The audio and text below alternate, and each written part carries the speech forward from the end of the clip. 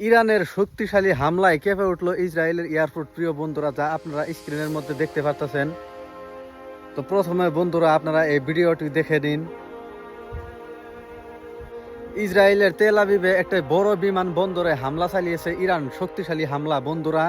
এই হামলার সময় ইসরায়েল থেকে ইসরায়েলের জনগণ শত শত লোক এয়ারপোর্টে জড়ো হয়েছিল দেশ ছেড়ে পালানোর জন্য।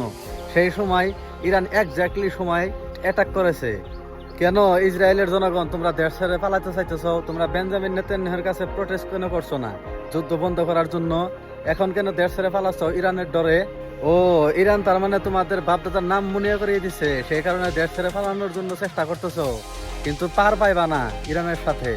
আমি কিন্তু বন্ধুরা রিপোর্ট অনুযায়ী কথা বলতেছি, আমি কিন্তু কারো বানানোর কথা বলতেছি না। এমন ধরনের আপডেট আগে পাইতে আমার এই পেজটিকে ফলো করুন এবং আপনার মতামত কমেন্ট বক্সে জানিয়ে যান। ভিডিওটি ভালো লাগলে একটি লাইক করবেন এবং সবচেয়ে বড় কথা হলো ইরানের জন্য সবাই দোয়া করবেন বন্ধুরা।